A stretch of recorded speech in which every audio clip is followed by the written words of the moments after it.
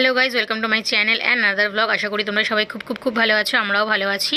এখন আমি আর মা একটু বেরিয়ে গেছি, সোনার দোকানে যাচ্ছি। তো কি কিনবো তোমাদের সাথে সেটা পরে শেয়ার করছি। তো চলো তোমরা সাথে থাকো, দেখতে থাকো। আশা করি ব্লগটা ভালো লাগবে, তাই কেউ স্কিপ করো না। আমি আর মা অলরেডি এখন সোনাপট্টিতে চলে এসেছি, মানে সোনার মার্কেটে। আমাদের এখানে সোনার মার্কেটটার নাম হচ্ছে ঠাকুর কর্নার। তো এখানে প্রচুর দোকান আছে, তো চলো তোমরা সাথে থাকো আর দেখতে থাকো। আমরা সোনার দোকানে চলে এসেছি। অক্ষয় তৃতীয়ার ব্লগে তোমাদেরকে দেখিয়েছিলাম যে দোকানে আমরা হালখাতা করতে এসেছিলাম, সেই দোকানে এসেছি, সোমা জুয়েলারি।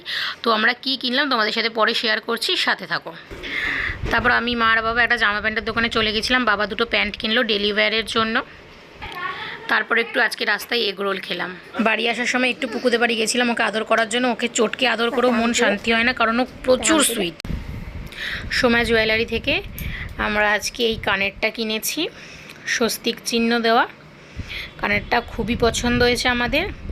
আর একটা কিনেছি, এটা মায়ের জন্য হচ্ছে টোরিং।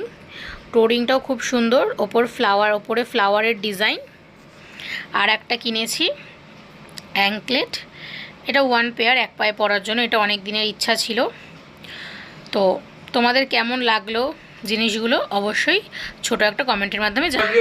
মায়ের জন্য একটা উপরে পরার কানের ইয়াররিংও কেনা হয়েছে, এটা আমার দোকান থেকেই পরে এসেছে। এগুলো সবই ছিল আমার বিলেটেড বার্থডে গিফট, কিন্তু পায়ের অ্যাঙ্কলেটটা হলো আমার উপরি পাওনা।